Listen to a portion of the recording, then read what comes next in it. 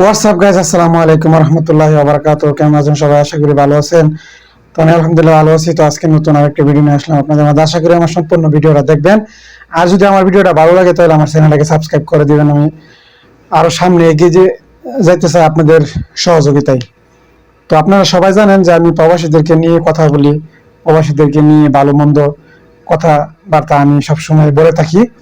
তো ইনশাআল্লাহ ভবিষ্যতে আমি প্রবাসীদেরকে নিয়ে আমি কথা বলতে চাই। যদি আপনারা আমাকে সহযোগিতা করেন, আমি আরো সামনে এগিয়ে যেতে চাই। আপনাদের সহযোগিতা আমার চ্যানেলটাকে সাবস্ক্রাইব করে দিবেন প্লিজ। তো দেখেন, একজন প্রবাসী আসলে কারো কাছে ভালো হতে পারে না।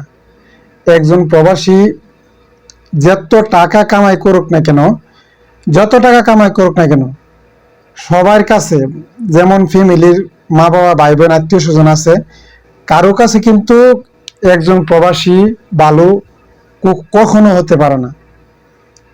কারণ এটা আমার ক্ষেত্রে না, এটা সবার ক্ষেত্রে, আপনাদের ক্ষেত্রে, আমার ক্ষেত্রে, যে কোনো প্রবাসীর ক্ষেত্রে এই জিনিসটা ঘটে।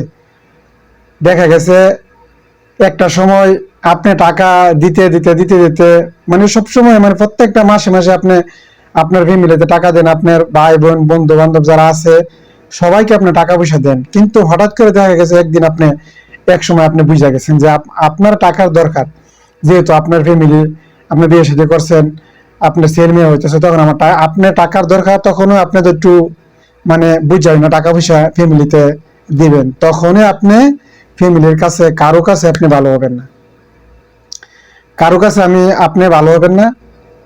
মানে এরকম প্রত্যেকটা প্রবাসী আসলে ফ্যামিলির কেউ জানে না, যে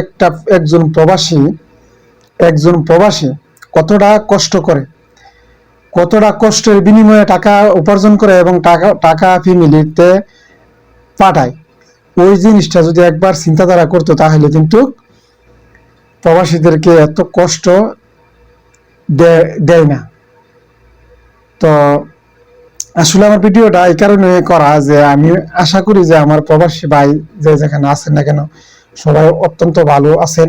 আর বিশেষ করে আমি কথাটা বলতে চাই যে আসলে সবকিছু যদি আমরা ফ্যামিলির জন্য যদি আমরা দিয়ে দিই তাহলে কিন্তু এক সময় গিয়া দেখা গেছে আমাদের হাতে কিছুই থাকে না। আমাদের হাতে এক সময় দেখা গেছে কিচ্ছুই থাকে না, কারণ সবকিছু দিয়ে নিঃস্ব। লাখ লাখ টাকা কামাই করে যাওয়ার পর, দেশে যাওয়ার পর দেখা গেছে যে আপনার থাকার জায়গাটা পর্যন্ত নাই, আমার থাকার জায়গাটা পর্যন্ত নাই।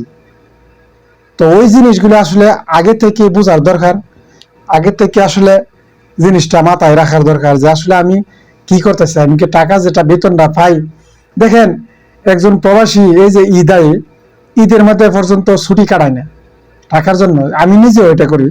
যেমন রোজার ঈদ গেছে, ঈদের মধ্যে কিন্তু আমি ঈদের যে ছুটিটা মানে পাওয়ার কথা ছিল 5 দিন 6 দিন, এই ছুটিটা আমি নেই নাই। এই ছুটিটা না নিয়ে আমি টাকা নিয়ে নিছি। দেখেন কতটুক মানে আমরা কষ্ট করা লাগতেছে যে আসলে ঈদের ছুটিটা পর্যন্ত নেই না, ঈদের দিন পর্যন্ত ডিউটি করা লাগছে, তো এরকমই প্রত্যেকটা প্রবাসী এরকম কষ্ট করে শুধু ফ্যামিলিকে সুখে রাখার জন্য। প্রত্যেকটা প্রবাসী এরকম কষ্ট করে।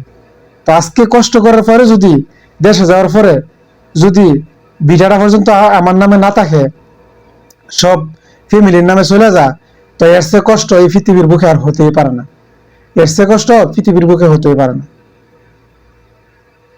তো আসলে আমি আর কি বলবো আপনাদেরকে, আমি আর কি বুঝাবো? আমি এরকম শিক্ষিত মানুষ না, আমি একজন প্রবাসী, সাধারণ একজন প্রবাসী আমি আপনাদের মতো।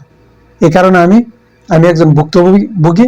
এই কারণে আমি আমার ভিডিওতে আমি সবসময় বলি যে আসলে কিছু না কিছু রাখার অবশ্যই দরকার, যেন দেশে গেলে কিছু একটা করে খাইতে পারে, খাওয়া যায়। প্রবাসী আবার যেন প্রবাসীতে না আসে লাগে। একজন প্রবাসী দেশে যদি একবারে যা, তাহলে ওই চিন্তাধারাটা করে যে আমার আর প্রবাসী ব্যাক করতে হবে না। যখন দেখা গেছে অনেক দিন চলার পরে 1 বছর 1.5 বছর 2 বছর, তখন দেখা গেছে নিজের কাছে কিচ্ছুই থাকে না, ওই আবার রিটার্ন ব্যাক করে প্রবাসীতে। তো যাই হোক, প্রিয় দর্শক শ্রোতা ভাই বোন বন্ধুরা, যে যেখানে আছেন, দেশ ও দেশের বাইরে প্রবাসে যে যেখানে আছেন না কেন, সবাই ভালো থাকবেন। আর আমার চ্যানেলটাকে সাবস্ক্রাইব করে দেন, আবার জন্য দোয়া করবেন আমি যেন আর ভালো সুন্দর সুন্দর ভিডিও আপনাদেরকে দিতে পারি। তো সবাই ভালো থাকবেন, সুস্থ থাকবেন, সবার জন্য রইল শুভকামনা। আল্লাহ হাফেজ।